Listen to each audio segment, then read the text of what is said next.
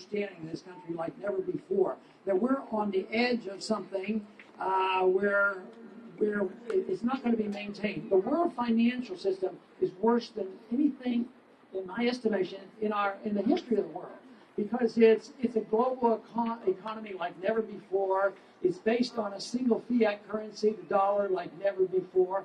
Debt is unbelievable. And just because we've been taught in school that debts don't matter, and if you have problems with debt, you get more, try to tell that to a student that's getting out and has debt and says, oh, that's okay, you don't have a job or you have this debt, you have to run up some more debt, go get another credit card. We know that doesn't work, and it doesn't work for a country either. It doesn't work for the entire world either.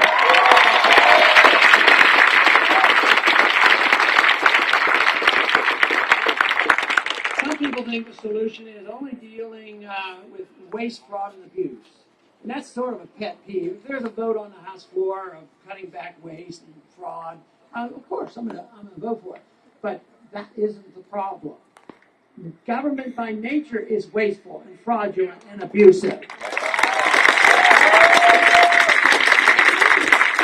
So you have to respect it. It is the fact that a program might be wasteful and fraudulent, but taking the money from somebody was fraudulent too. Or debasing the currency and inflating the currency, that's fraudulent too.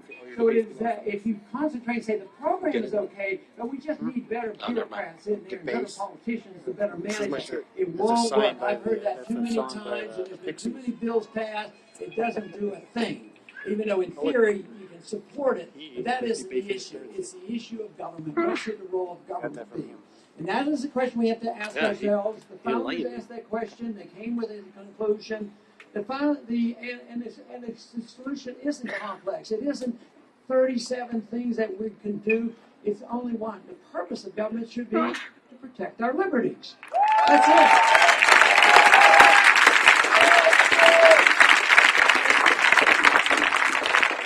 In a very limited way, that means the government has the responsibility to give us honest money and not counterfeit the money, and to protect property rights, to protect contract rights, not to dictate contracts and interfere with contracts like they did after the bankruptcy. They interfered and purposely broke contracts.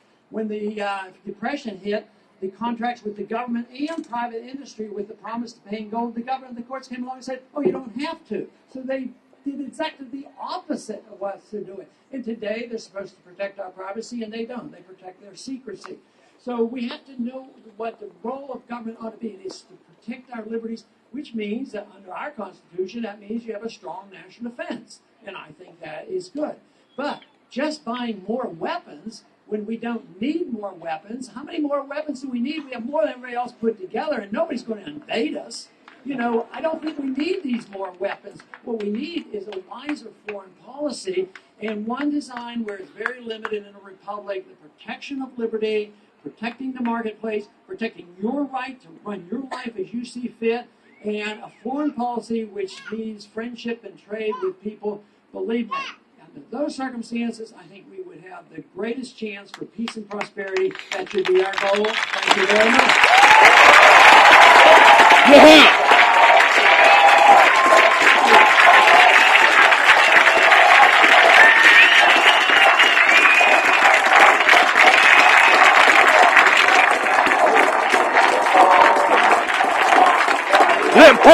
President Paul! President Paul! President Paul! President Paul!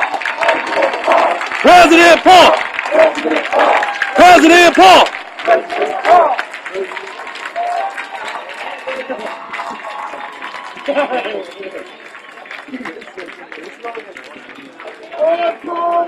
Okay, here.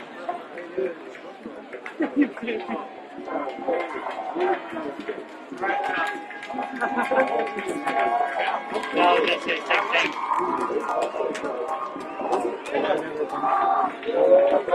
You got it? I don't know.